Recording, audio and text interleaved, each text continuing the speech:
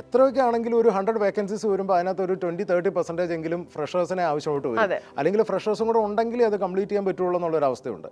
അവിടെയാണ് എൻബ്രിഡ്ജ് എന്ന സ്ഥാപനം ഉത്ഭവിക്കുന്നത്, അതിൻ്റെ ഒറിജിൻ എന്ന് പറയുന്നത്.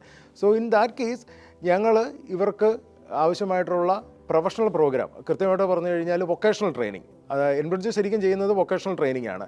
സോ അവർക്ക് ആവശ്യമുള്ള കരിയർ എന്താണെന്നുള്ളത് ഉള്ളൊരു ഐഡിയ അവർക്ക് കൊടുത്തതിന് ശേഷം, എല്ലാവർക്കും എല്ലാ കരിയറും ഫിറ്റ് ആവണമെന്നില്ല. സോ അവർക്ക് ആവശ്യമുള്ള കരിയർ ഏതാണെന്നുള്ളത് ചോയ്സുകൾ കൊടുത്തിട്ട് അതിൽ നിന്ന് അവർ ചൂസ് ചെയ്യുന്നത് എന്താണോ അതിനെ ബേസ് ചെയ്തിട്ട് ഞങ്ങൾ 6 months അല്ലെങ്കിൽ 1 year നീളുന്ന പ്രോഗ്രാംസ് അവർക്ക് വേണ്ടിയിട്ട് ഡിസൈൻ ചെയ്തു.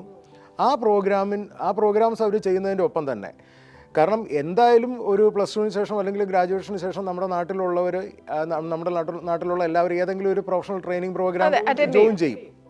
അപ്പോൾ ആ ട്രെയിനിങ്ങിൻ്റെ ഒപ്പം തന്നെ ഞങ്ങളുടെ ഇതായിട്ടുള്ള കരിക്കുലത്തിനെ ബേസ് ചെയ്തിട്ട് അവർക്ക് ആവശ്യമായിട്ടുള്ള confidence building, interactive skills, presentation skills, then communication skill തുടങ്ങി സോഫ്റ്റ് സ്കില്ല്, ഏറ്റവും ഇമ്പോർട്ടൻ്റ് ആയിട്ടുള്ള സംഗതി സോഫ്റ്റ് സ്കില്ല്, ഇതെല്ലാം തന്നെ ഞങ്ങളുടെ കരിക്കുലത്തിൻ്റെ ഭാഗമായിട്ട് ഞങ്ങൾ പ്രൊവൈഡ് ചെയ്യുന്ന ഒരു സ്റ്റേജിലേക്ക് അല്ലെങ്കിൽ ആ രീതിയിൽ ഞങ്ങളതിനെ ഡിസൈൻ ചെയ്തു.